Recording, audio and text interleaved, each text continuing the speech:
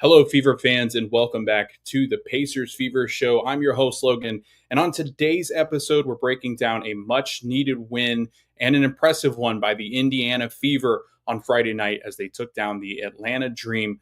With energy, urgency, and a strong all around team effort, we'll dive into what clicked for the Indiana Fever and how that performance sets the tone heading into today's matchup against the Dallas Wings at home in Indianapolis. It's a big day for the Indiana Fever, and we've got you covered on everything you need to know. So let's get into it. Game 20 of the regular season was against an Atlanta Dream team that came in. I love that.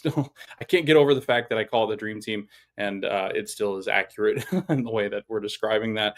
But they play against Atlanta and a team that was high up in the standings. They currently sit fifth in the WNBA at a 12-8 record. They came into this one 12-7, and they are a couple spots ahead of the Indiana Fever. Now, the Fever have struggled with consistency, as we've talked about in this podcast at length, just because of the Caitlin Clark injury issues, everything that's happened around DeWanna Bonner and some of the other players as well. So it's been hard for this Indiana Fever team to get rolling, and I feel that we are finally turning a corner here, maybe. I feel like with a win over the Atlanta Dream, that this can propel this team to start to play Fever basketball, something we've not really been able to see.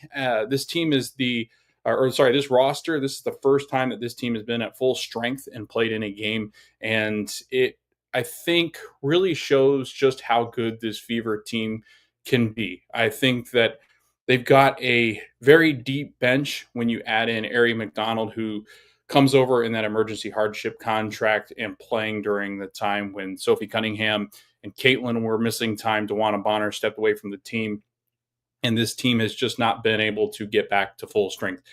Now, the Indiana Fever have gotten to that point, and in perfect time, I think, just because the All-Star break is approaching. It happens this week, and Friday and Saturday will be the All-Star festivities. I think that it's a good point to really start to string some wins together. Now, I know they go out on the road when they return from the All-Star break, and they've got a really tough schedule ahead, and we'll talk about that as we get further into the show and previewing what lies ahead. But I think that this win on Friday really could be a point in the season where we look back and we think about it being the point where the Fever started to go on their run. And I think that this is something that is needed to play against a team as good as the Atlanta Dream. And when they did this, when we've done this in the past, it's not turned into continued success. It's usually followed up by a letdown. The Fever have yet to win 3 games in a row this season, so they're going to be looking to do that before they head into the All-Star break. And it all starts at this point right here. I think it's a win 99-82 over the Atlanta Dream on Friday, July 11th. They play today, the day that we're live and recording this. It is Sunday, July 13th, and they play the Dallas Wings at 1 p.m. Eastern Time on ABC and ESPN+. They will then head off to Connecticut to play the Connecticut Sun on Tuesday, July 15th on ESPN at 8 p.m. So if I had to pick out a nice stretch for the Fever to get on this roll, this would be the point in that season. And I think with the way that Dallas has played, especially on the road, with the way that Connecticut is currently playing, I think that the Fever have a chance here to capitalize on a weaker part of the schedule before they head off and play against the Liberty. And that will be the second night of a back-to-back on July 16th, which is this Wednesday. Then they head off into the All-Star break and head back out to the East Coast to play New York again. But after that, I mean, their schedule is pretty tough, and I think that they're going to need to stack as many wins possible. And when you've got opportunities like this, and this was a really good opportunity to stack some wins because they came home for a 5-game homestand, but end up losing to the Los Angeles Sparks and the Golden State Valkyries. And I think those were huge opportunities that the Fever have missed on. And I think that is something we can look back in the season and think about, what those two games could have done, especially when you think about the homestand that they currently could be on as far as a winning streak, they could be up, 4-0 or 4-0, sorry, on the homestand and looking to add their fifth straight win.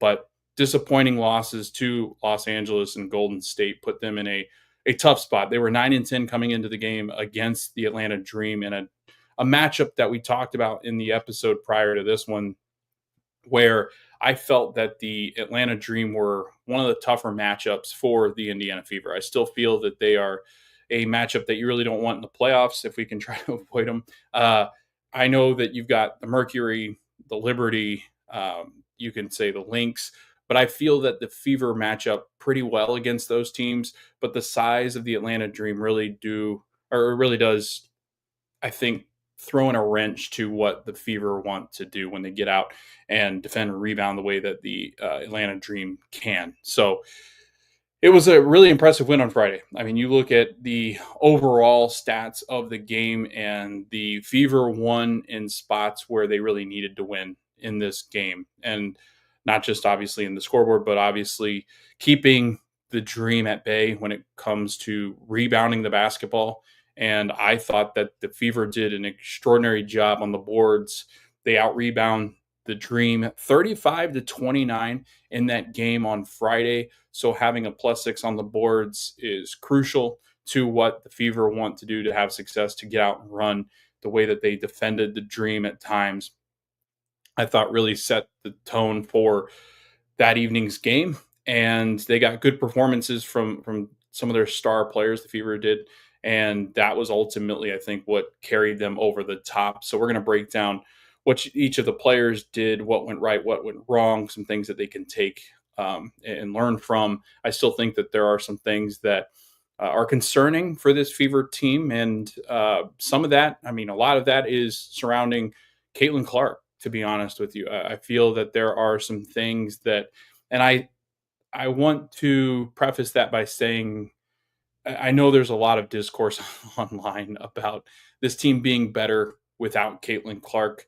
And while they've gone through stretches that have been pretty good and Caitlin Clark has not been there, this team, when Caitlin Clark is playing at her highest level, is a scary team. We saw what they did against the New York Liberty.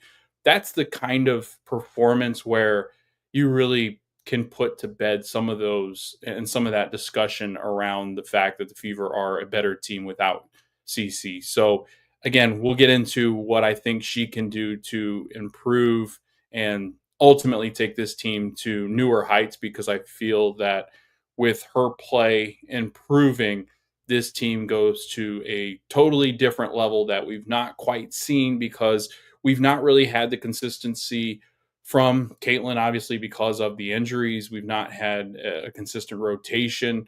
We've been back and forth between certain players in the starting lineup. But I feel that this lineup change that happened on Friday really, I think, is I guess the lineup that we will be using going forward. I think Stephanie White has found the rotation and the minutes that she's comfortable with when playing with Caitlin Clark. So as we start to see these games go on, I think you're going to start to see a more solidified rotation because the players are back. Dantas is back on the bench from her time with the Brazilian national team in AmeriCup. So everybody's back and healthy. Let's hope it stays that way. Obviously, things happen, but for the most part, I think that this Fever team is finally ready to take off and really grow as a cohesive unit, because I just feel that, again, we've not been able to see this team at full strength because of the injuries to Caitlin, Sophie,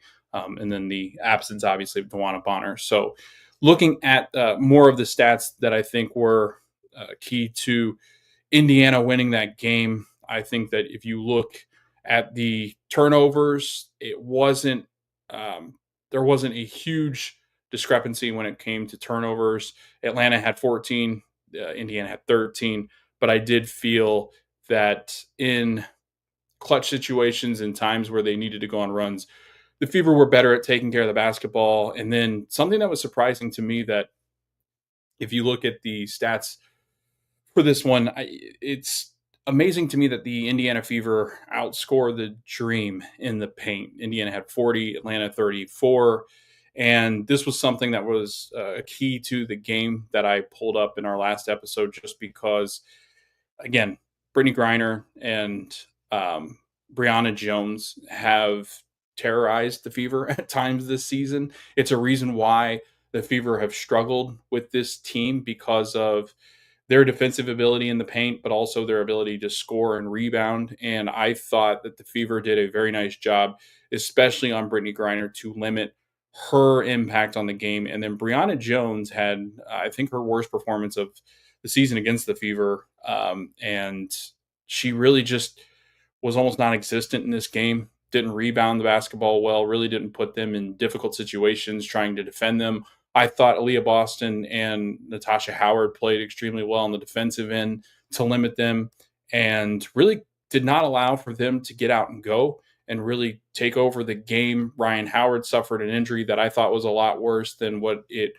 um, ends up actually being. I think that it was scary, because there was a moment in the game, I think it was right before the second half, and she's right about in the free throw line, and she comes down awkwardly, and the knee hyperextends, and she goes down and clutches that area around the ACL, MCL, the knee, that lower portion of your leg where you really have concern. And for one of their best players, this is something that you really hate to see anybody go down with injury. But when Ryan Howard went down, I felt that the Fever, at least on the perimeter, were going to be able to expose some of what the Dream were doing defensively. And I thought that the Fever could get out and run more. Obviously, not having Ryan Howard to come out and guard the basketball and deny Caitlin Clark of anything, or to keep Caitlin limited, that was going to be big. And when Howard goes down, I did feel that the game would at least start to shift. But again, Atlanta is such a good team, and you saw that early. They came out after the Fever had played pretty well to kind of start the game. The Dream really stepped on the pedal in the first quarter. I think they jump out to a nice little run and end up leading at the end of the first quarter 23-21. The Fever were able to kind of close up that gap a little bit, as they did trail in the first quarter.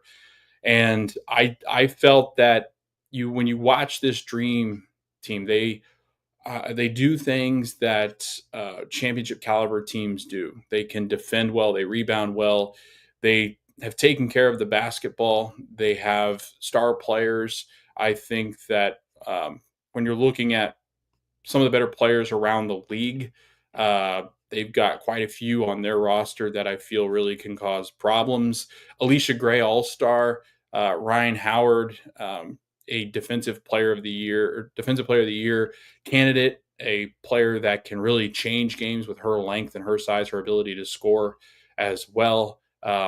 I thought in the previous games, Naz Hillman off the bench had played pretty well.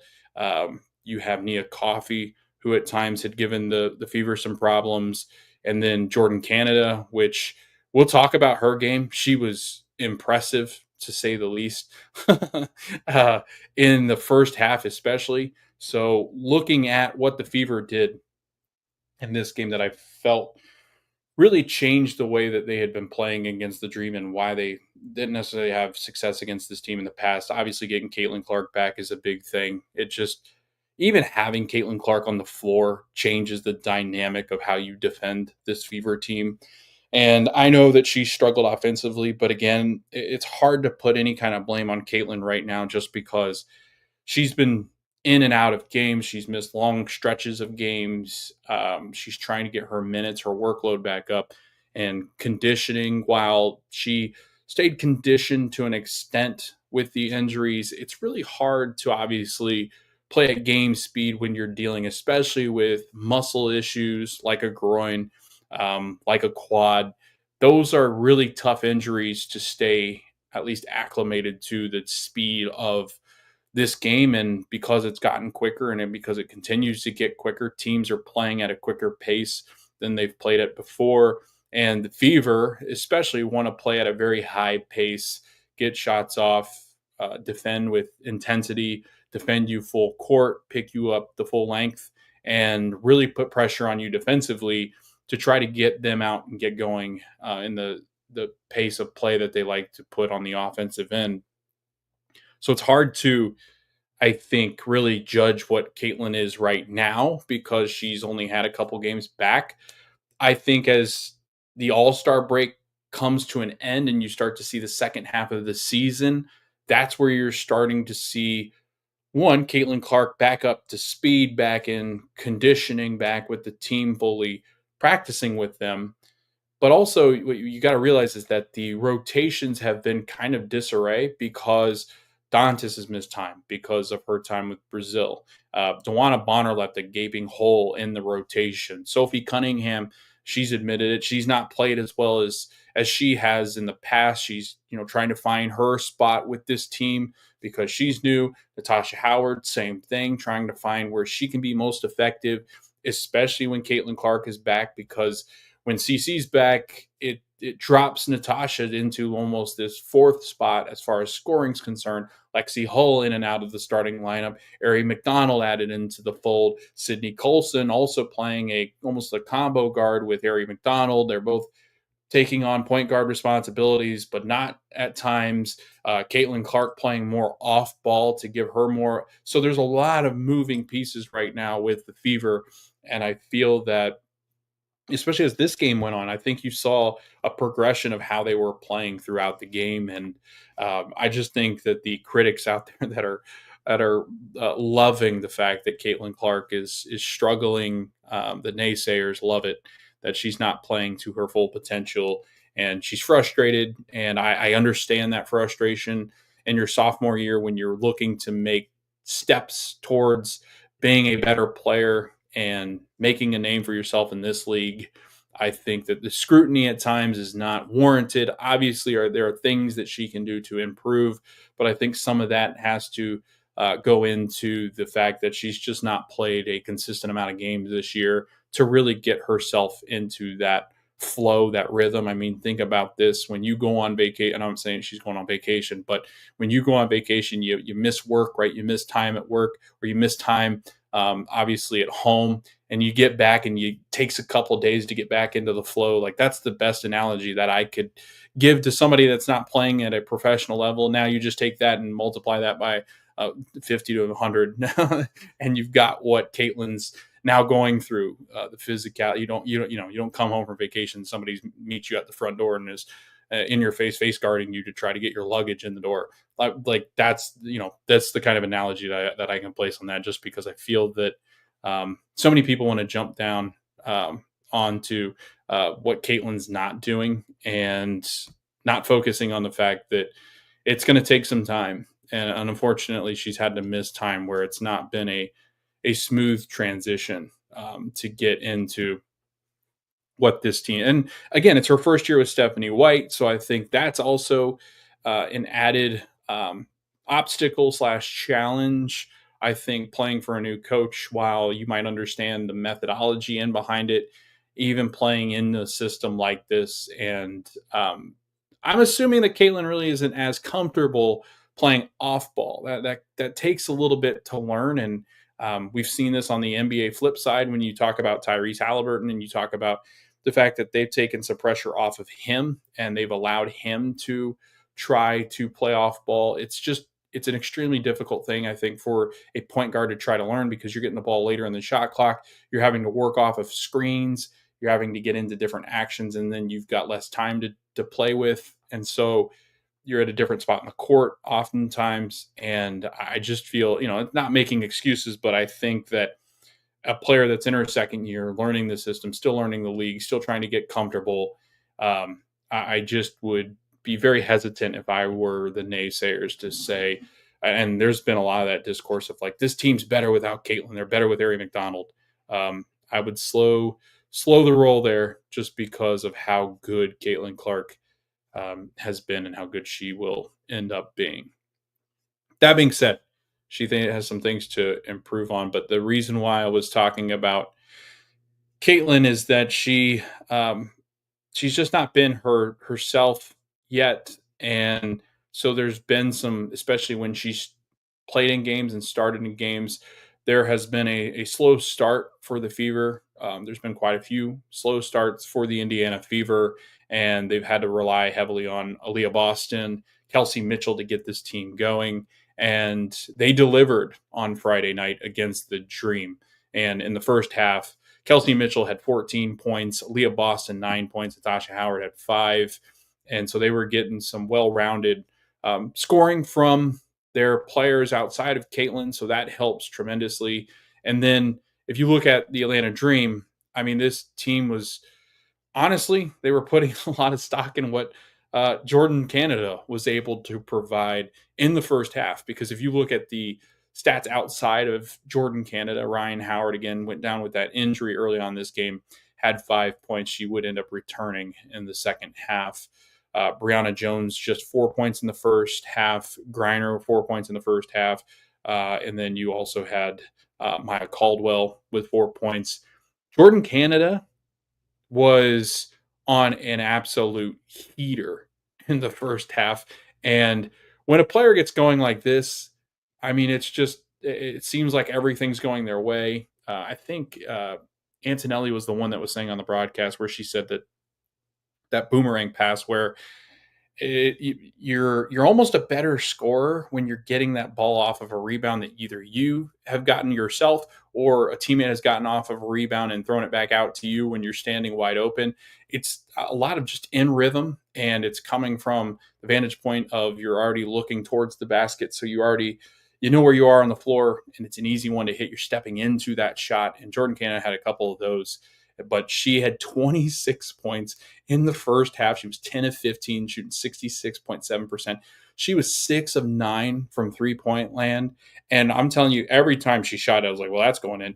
And it just felt like she could not miss in this game. And that ultimately is what kept Atlanta right there with the Indiana Fever in that first half. I mean, she was explosive and was somebody that was injured early on in the season, so the Fever hadn't really got that heavy dose of Jordan Canada just yet. But like I said, she just flat out could not could not miss in that first half, and ultimately give the Dream. They were up 45 to 40 at the end of the first half. Atlanta had the advantage. I felt like they had the momentum. I honestly thought Jordan Canada was going to end up with at least 40 points with the first half that she had. But Indiana went into that first half thinking, what do they need to do better defensively? They went cold there in the first half, especially to end it. And I felt the Dream really did. They had the momentum, I thought, going into the second half of this one. And I think, a lot of it had to do defensively. I thought there were times, and there was even times in the second half where I felt that whether it was miscommunication or just familiarity with playing with one another, there were times where the Fever, and especially in that first half too, where they just lost Jordan Canada or they lost Ryan Howard, and they were able to just get open threes and open shots and into the lane pretty easily. And there were multiple times where defenders were kind of cross-matched, running into one another, losing people in the paint, losing people in back cuts.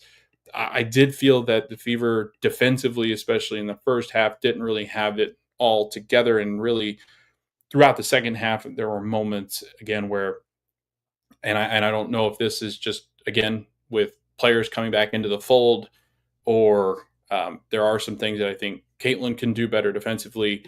I did feel that the Fever had some issues really defending anybody on the perimeter. Luckily, Griner and Brianna Jones were not as effective in the paint as they have been against this Fever team. Throw out some comments here. Sophie finally had a good game after about 3 years. Good for her. Yes, Sophie Cunningham was excellent in this game. And really, I agree to an extent there where it did feel that Sophie was having a hard time as she's had, starting her time with the Indiana Fever. She's not quite found it. I mean, she's had good moments and there's been flashes, but it did feel like this game was exactly what she needed to gain momentum to play better. And Sophie Cunningham ends up with 16 points, 10 rebounds. She had two offensive boards. I felt the Fever got some offensive boards late that were just killers for Atlanta. And in that fourth quarter, I think there were three or four right in a row where she had a really good performance, just with intensity. I mean, Lexi Hull's always going to get offensive rebounds. She had three. And I just felt that again, they are game changers off of, they're not necessarily the star players for the Indiana Fever, but they are players that change games. They are players that can really flip a run. I mean, there were times where Atlanta would start to go on these runs, and then you would have really nice stretches by Kelsey Mitchell. You've had some really great passes from Ari McDonald, Sophie Cunningham hitting some huge threes, Lexi Hull with critical rebounds. Um, Aaliyah Boston, I thought this was one of her better performances in the way that she distributed the basketball. I think that there were times where she got a lot of the bigs for Atlanta in some difficult situations, and she's able to do that. I mean, I will say one thing, and I'll throw up some other comments here. Tulip plays. Um, Notice how every time someone got benched, Indy went on a run. I'm assuming you're alluding to Caitlin Clark. Stephanie White and Bree January has improved the defense this year. Yeah, I honestly, and this has been a big thing for the Fever, is that defensive intensity. I mean, this was a team I think last year that really they were just trying to play with the other teams by outscoring them. I don't really think they had much of a game plan on how to defend, and that's an issue when you've got younger players, especially when you don't really have the coaching necessary um, to be able to put in good defensive plays and good defensive schemes. I think that you really do see teams struggle when they're younger, because they don't understand. Because as you become more seasoned in the league, I think that even when you're not playing as well defensively as a collective group as a player, I think there's something that there's minor tweaks that you can make mid game that are helpful, beneficial, and you can recover, and you know how to, I guess, not overcorrect, but you know how to get back into good defensive positions when you're a veteran player, where when you're younger, one defensive mistake often leads to a complete meltdown and breakdown of the defense. And you see that oftentimes with Caitlin. I think you still see it with Aaliyah at times. Even Lexi Hull, there's moments, but again, they're younger players. And as they start to get more seasoned and get into what Stephanie White and Bree January have in mind as far as the defense is going, and again, like I said, the Fever have been so much better defensively, and you've got multiple head coaches on that bench, along with Stephanie White. I mean, I think up and down that coaching staff, you could have three or four head coaches in the future. Um, Tulip Plays also comments, Kelsey Mitchell is the clutch closer for the Fever. Everyone else gasses out by the end of the fourth quarter. Yeah, I think to an extent. But also, I think the big thing with Kelsey is Kelsey doesn't wear down, so it makes everybody else. It's kind of like, and again, I'll keep comparing them because they're so very similar. The two teams in Indianapolis that play in that building, it's scary how much the Pacers and Fever kind of emulate one another. It's kind of like the Aaron Nesmith effect, where you've got the one player like Kelsey Mitchell that just will not wear down. And I think when she gets it going, she is one of those players that if she's heating up offensively, she gets an extra boost of energy, as most do, and that adrenaline. And she's become, I mean, honestly, if you're looking at all around players, she's their best player. I mean, I think that Kelsey Mitchell, who she has to defend each night, she usually will pick up the better player on the other end. She will get a few steals here and there. She's actually pretty effective in rebounding the basketball. She gets into those weird spaces where those 50-50 balls like to land. And so she's able to get some boards that I think could end up being killers and momentum killers if they end up in the offensive rebounding category. But again, like I said, I think that there are so many similarities between the Pacers and the Fever, just because I think they do. I think that ownership group has kind of built that same they're building the same characteristics around these teams because Kelly's been with the Pacers at times, and Rick and Stephanie seem to have a really good relationship. And Stephanie's mentioned how she'd like to build something like Rick, and then they pick up half court, full court. They throw different things at you. Like their styles are so similar in the way that they want to play. So it's really cool to see that. And AB has been the Fever's MVP all season. Yeah, she's been great. I mean, I would still say Kelsey Mitchell's been better, but there's moments where Kelsey's obviously not had great games because she's a shooter that relies heavily on getting on those hot streaks. But I think Kelsey consistently. There's times where Aaliyah Boston, and again, this is where I think Aaliyah Boston is better in games where Caitlin's there because she's a much better distributor to Aaliyah Boston. I think she finds Aaliyah in places that Sydney Colson and Ari McDonald still don't quite feel comfortable enough to get it to Aaliyah. And that can change. I think Ari is very similar in the way that she's a much better ball distributor than Caitlin is.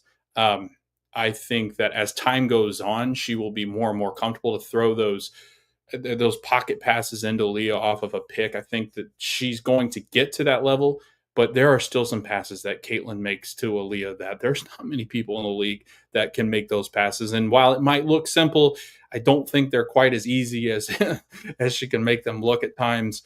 So I'm still not I'm not in total agreement, like I said earlier in this podcast, that Caitlin is the reason why they struggle at times. I think there are things that she does that don't help necessarily in those situations, but I think there's just so many things she is able to do that I think fans kind of and again, because Caitlin's been out, I think it's been easy to say, well, they've had some good wins, but also if you look at the record, they're 9-10. They were 9-10 coming to this game for a reason. I'm not sure they're 9-10 if Caitlin Clark's playing.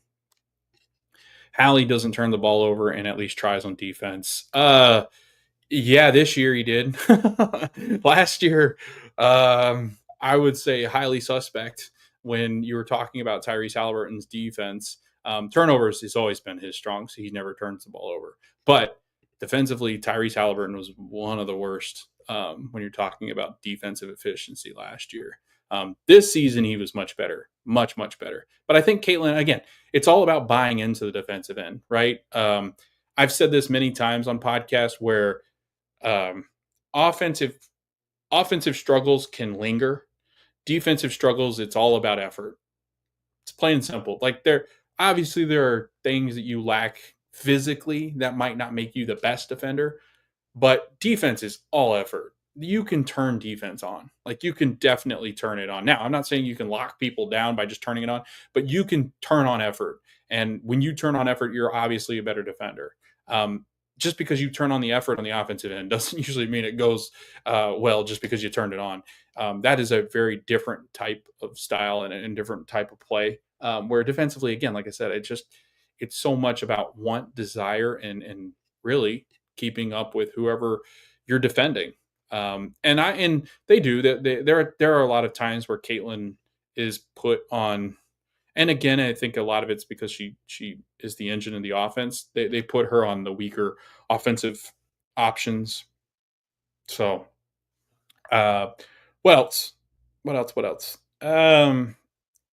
I think just going into the play of the Fever, since we've kind of broken down what the Dream did, and I don't think that honestly, I think Jordan Canada was really great in this game, but everybody else, I mean, not very good for the Dream. Where the Fever, I felt, got really good performances from a handful of players. Aaliyah Boston, 19 points, 8 assists, 6 rebounds.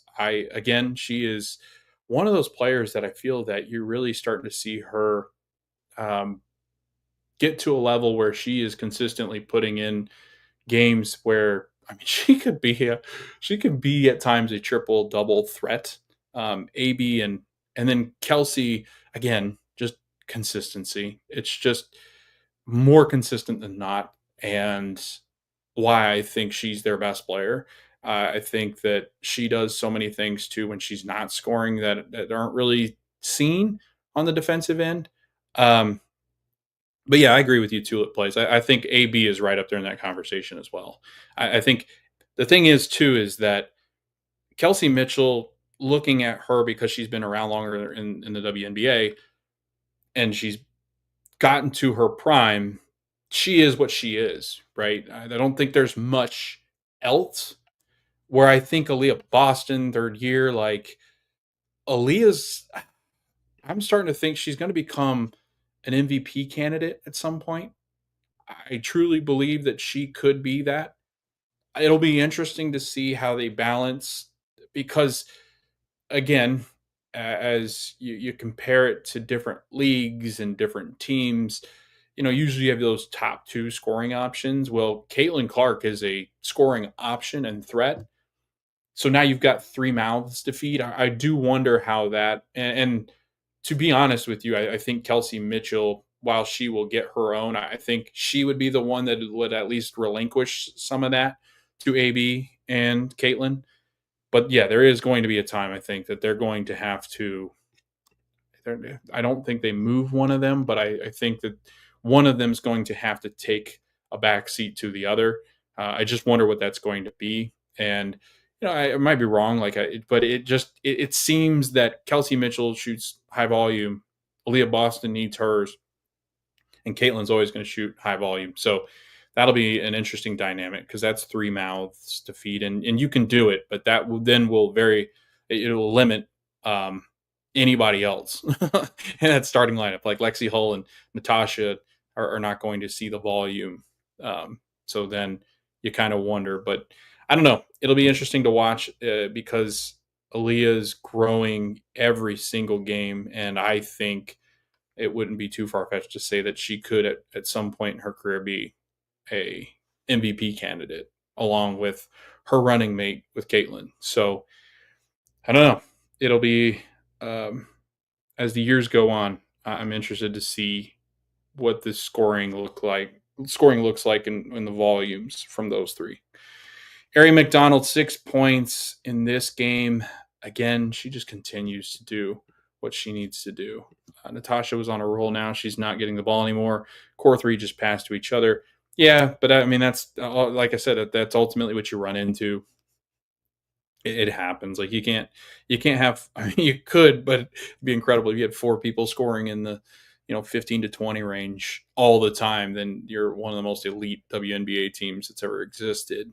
I just don't know. Again, because Natasha's great at what she does, though. She doesn't really need the points. She's very good at just causing enough problems where she unlocks a lot of things for Leah Boston. Like they have to worry about Natasha Howard floating in and around the elbow, floating in and around those dunker spot. Like those are really tough spots to defend, and it just opens up the paint so much where. And we've seen this at times where they've tried to double, even triple Aaliyah Boston. And Aaliyah is such a great passer that you got to make an instant decision whether you're going to do it. Otherwise, she'll just pick you apart. And she's getting better at that too. That's why I think with her unlocking her ability to pass like she does, she again will be somebody that I think will be considered for MVP at points in her career.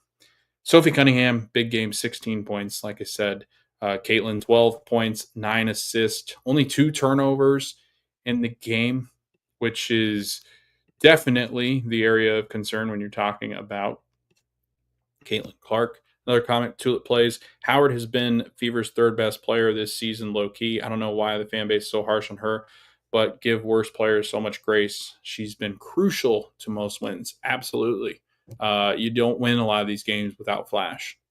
100%. She is somebody that, she's that stable veteran that, and I'm trying to think of who to compare her to. I mean, she does so many things right and very little wrong. And I think something that a lot of people don't realize is she's a great mentor to a lot of these younger players. Michaela Timpson, she's taken under her wing. And there's no doubt in my mind that a lot of the success that Michaela has had early on have been because of Flash. Michaela is under her tutelage. She is oftentimes with her off the court, and Natasha has taken it upon herself, and that's what you need, right? We that's what you wanted with DeWanna Bonner, and you didn't get it.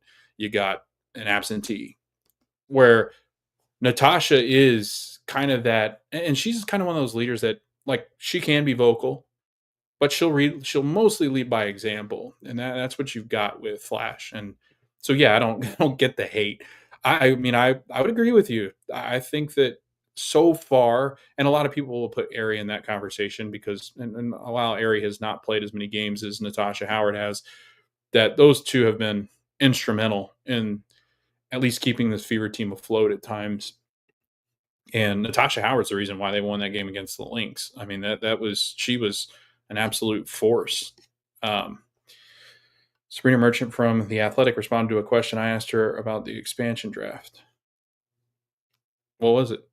Did you? Um, but yeah, I mean, I do. I feel like she told me the soft deadline is this October, and you can protect 6 players. Then a team chooses.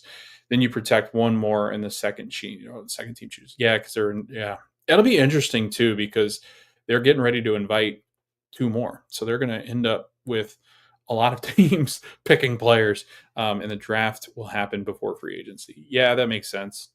Um, yeah, I'd be interested to see. And like I said, I think that there are a lot of deep teams out there where, I mean, if anybody, which 6 would you protect? I mean, if you're talking everybody on this roster, I mean, obviously, they're gonna protect Caitlin, Kelsey, and Aaliyah. They're gonna protect Sophie. Um, I don't know. Timpson, yes, I could agree with that one. I don't know as far as because they just brought Sophie Cunningham over, I'd be torn on what they do there. Lexi, yeah, like that is tough.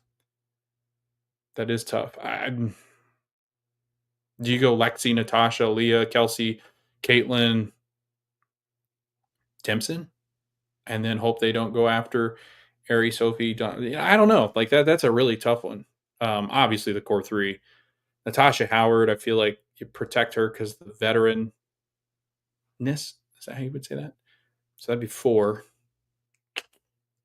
Yeah, that's a really good question. Lexi, I feel like you couldn't give up on her. That's 5. Yeah, then it would just, I think, be a toss up between Sophie, Ari, and Michaela. I would think you would protect Michaela Timpson because she is your future and she looks great. So then you'd leave up the rest of them and hope that they're still there. So these are good questions. I guess I'm not really thinking expansion draft just yet, but yeah, that's tough because you've got a deep team that you want to protect a lot. Like you want to protect Dantas, and Dantas would be a great pick, I would feel.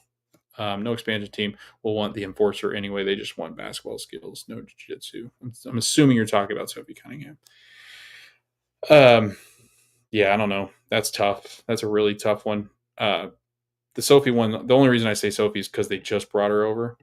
So that's why I'm like, do they? She is the enforcer, but also is very productive in what she does. She's been better. But a lot of her success, I think, relies on the players around her being better. Like she's very much that player. Liberty couldn't protect Thornton, and it has been a huge lot. Yeah, and the way that she's played too. I mean, you look at Thornton, and she's been excellent. So that's why it's tough. Like I feel like you'd say the same thing about Dantas. Like, did you see what she did with Brazil? I feel like she could be an absolute loss. But again, there's going to be a point where they're going to have to decide what to do. Like Natasha Howard, Leah Boston are your bigs, but you've got a really good player in Dantas. You've got a really good player in Timpson, and you're going to want Timpson to have time. Do you want Dantas to have time too? Like, is this the time where they, because Dantas is good at stretching the floor. Dantas would be good next to Leah Boston, I feel. You got a lot of size there.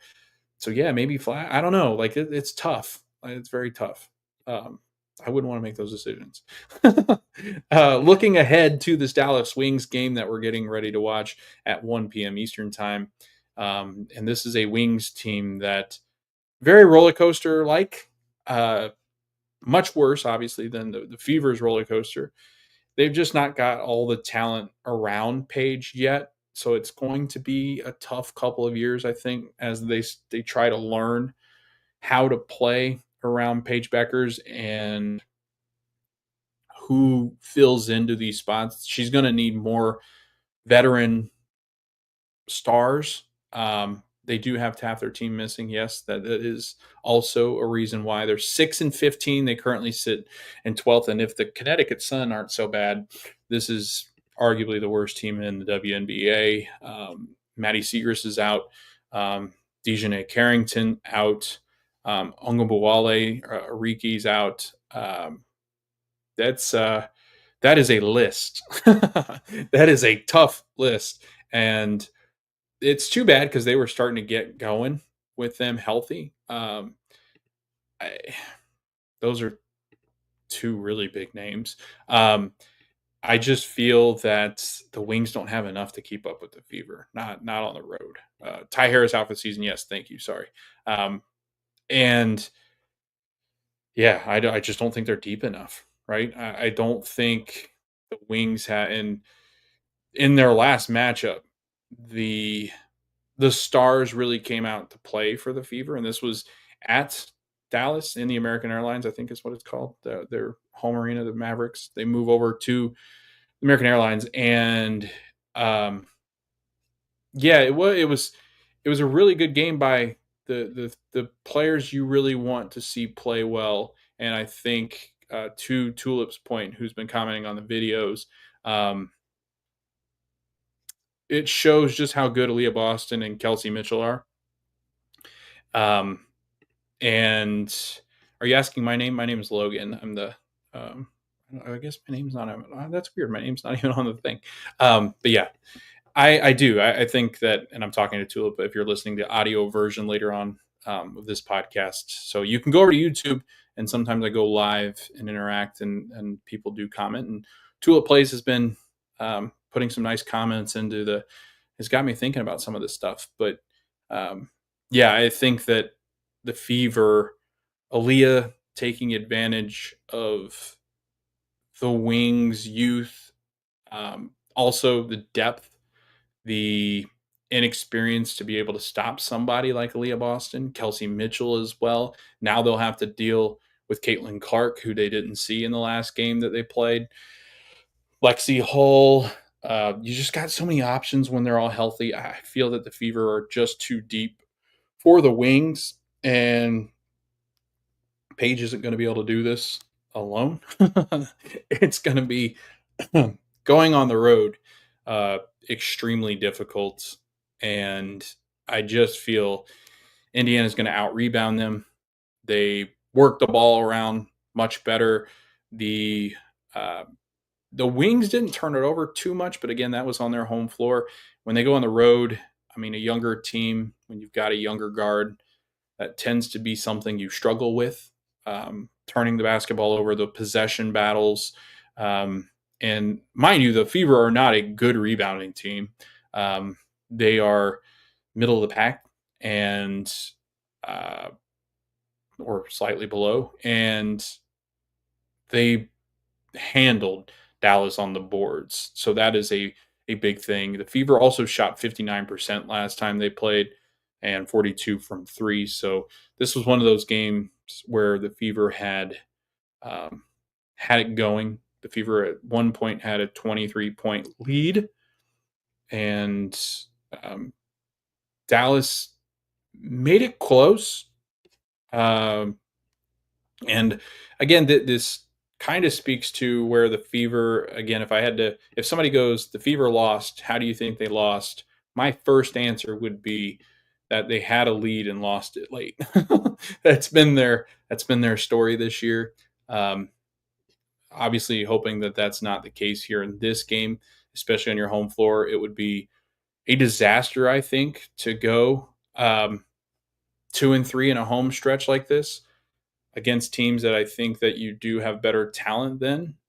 The losses coming to Golden State and the Aces, I still feel like Indiana, I would personally say, are better teams than those two teams.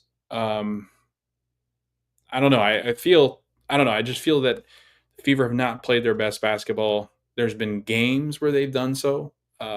Dallas being one of those as far as shooting the basketball, but again, they let them back into the game.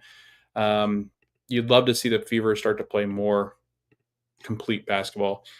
Tulip Plays, I respect your takes, Logan. You are clearly a fan of the team, not just one player. Yeah, no, there's obviously there's some things like I said that need improvement, and if we're going to talk about those here, I mean, obviously Caitlin Clark's got to be better. I know that she's had injury issues, and she knows this. Like this is not a surprise to her. She will let you know when she's frustrated with the way that she's played, and she is.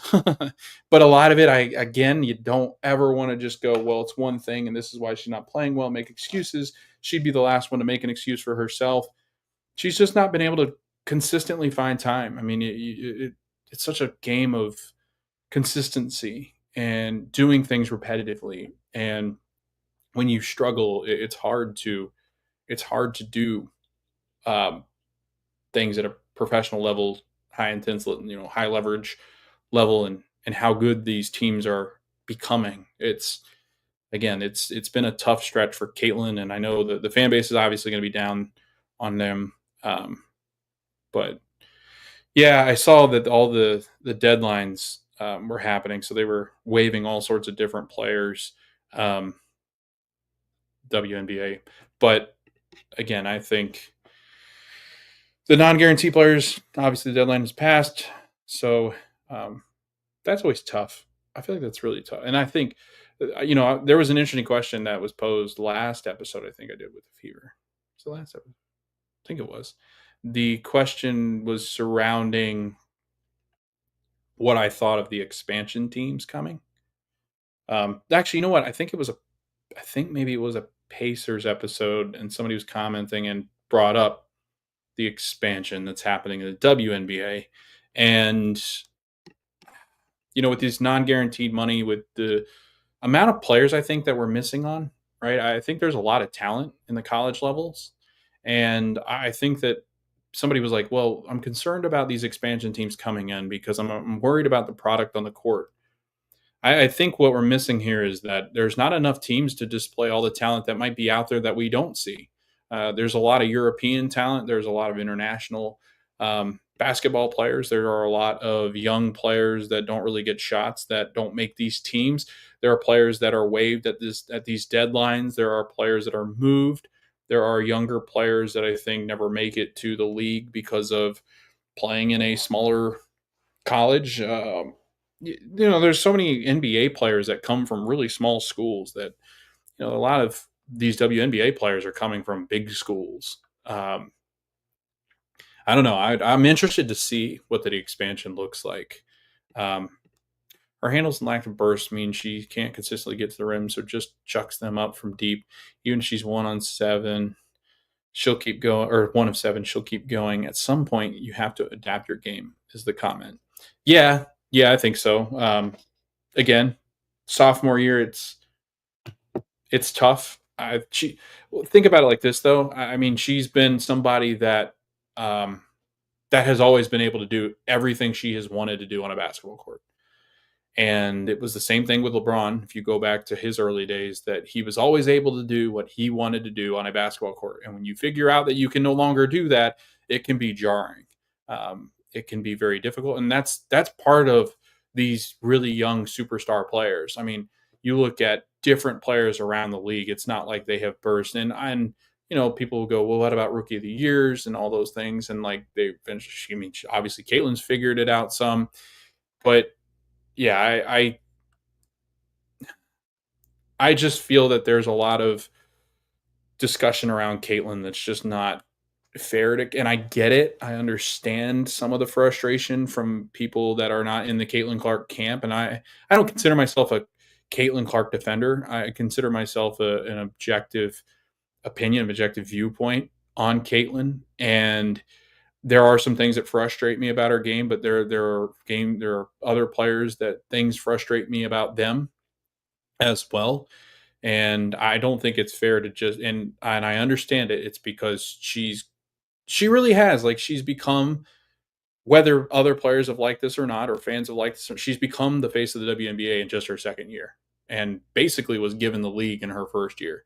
She came in, it got rough, they were physical with her, but she adjusted, and she's adjusted then. I will say this about Caitlin is that she is somebody that's always going to be able to adjust to her environment. It will take some time, But also, when you've only played half the season and you've not played consistent basketball, if you've played basketball before, that's not fun. Um, it's physical, it's exhausting, and I think that she's run into. You talk about sophomore slumps all the time with other players. You also have to give, just because she is who she is doesn't mean you can't apply other things that happen to young players to her. She is still young. She still makes decisions that I think are questionable. And Stephanie White talks to her about these, right? You see the coaching staff talk to her about these, and she's used to being, again, like she's been able to do whatever she has wanted on a basketball court. And I think that that's where, um, you see some of her growing pains, is that she's realized that it is tougher and it's going to be tougher. And she's the hunted, right? And she will be a player that every single time a team game plans for the Indiana Fever, their first topic of discussion 100% of the time is likely to be Caitlin Clark. So that's just my thoughts on it. But yes, I 100%, and she will say this too. She needs to be better. She will be better. She can be better. But I don't think it's fair to go after a second year player. Go, boy, she's awful. We're not doing the same thing with Aaliyah when she's made mistakes. So it's just it's because of how polarizing she is, and of course she's confident. Like, that's what's always funny to me when they're like, she's so confident and cocky. I was like, well, yeah, like I would be too if I was the best player on the planet. So yeah, like 100%, she warranted that in college, and she's going to make that the case. The fact that she is a second year player and is in MVP conversations at the beginning of the year should tell you something about how special this player is, no matter how much you like her or dislike her. But yeah, what did I think about the All-Star draft? Do you mean like just in general? I mean, I love, obviously it would have been a train wreck if she'd have gone in and not drafted the other two. But if you're talking about the coaching switch, yeah, I mean, I don't know. I thought it was warranted. I didn't really.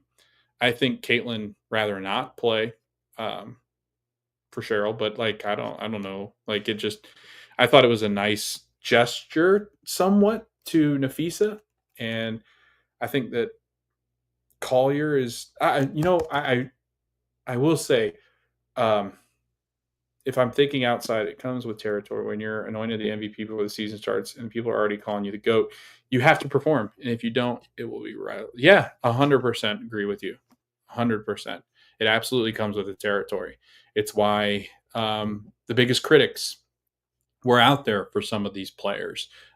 Even Sabrina, when she came into the league, I think she had that same kind of thing. Asia Wilson, same kind of thing.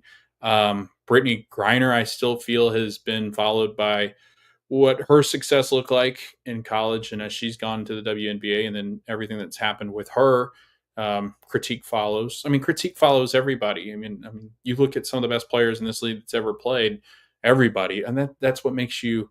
That's what makes you a superstar. What makes you the face of a league is people are going to hate you. Like, they want to be you. They want to play like you. They want the same accolades as you. They want to make the same money as you. But not everybody can do that. It's a it's a dog eat dog kind of world. Professional sports. That's really it. But yeah, no, I felt like the draft very Caitlin and Nafisa esque. The way that they went after this, it'll be interesting to see who comes out on top. Um, I think that Caitlin's team's pretty scary when you're thinking about scoring options. Um, but overall, I mean, I'd give the nod to the team with 3 Fever players on it in Indianapolis. That's just my opinion. If he's a Collier, a very good player, but I don't know how she's going to go up against the roster that Caitlin put together. So we'll see.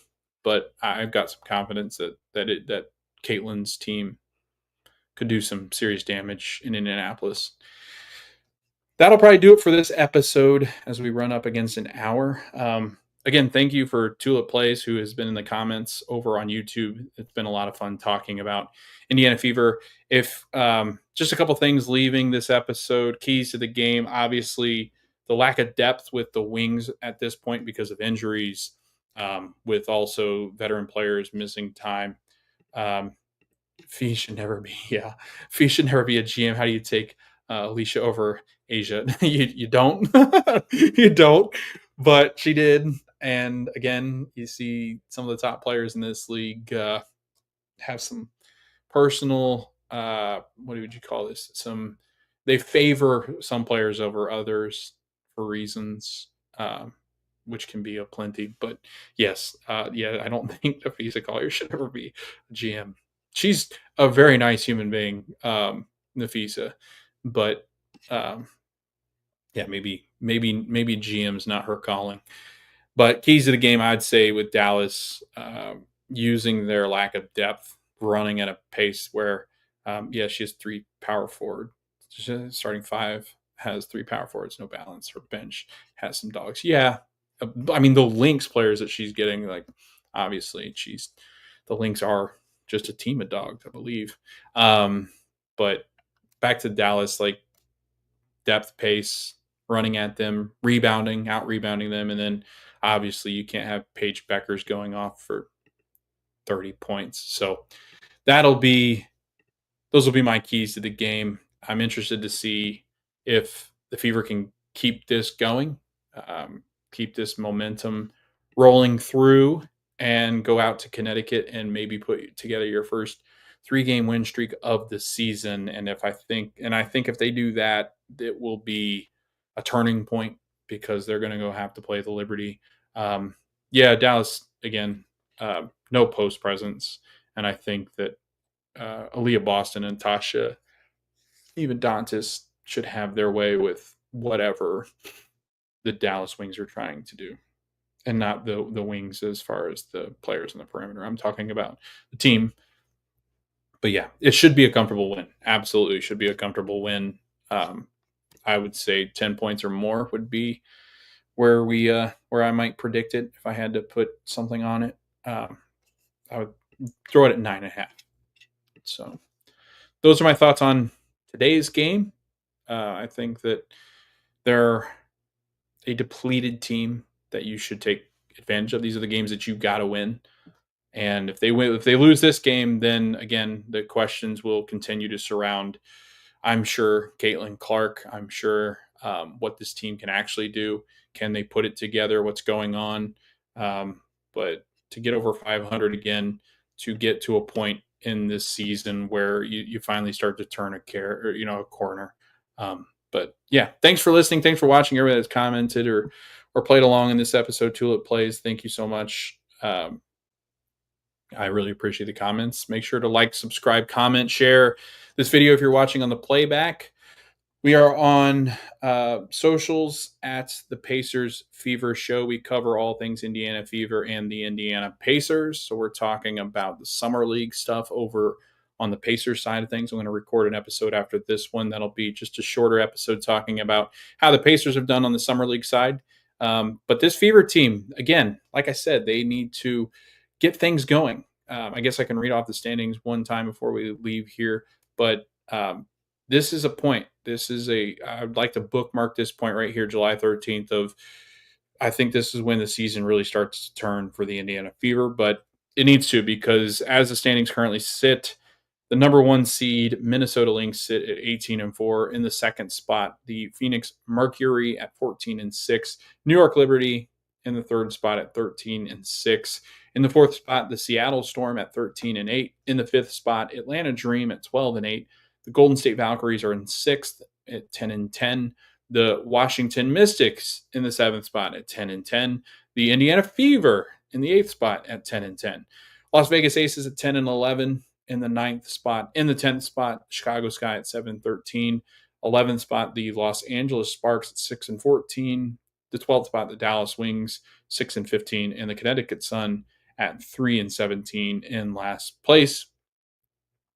I think you're feeling pretty good right now, at least if you're a Fever fan, and the fact that if they win this game against Dallas and you start to roll a little bit, you can start to get back into that conversation of home court advantage in the playoffs and getting into those, 1 through 5 spots where I feel that they had their sights on at least home court advantage. So you need that fourth spot, but I still manageable, right? The teams are not too far out ahead.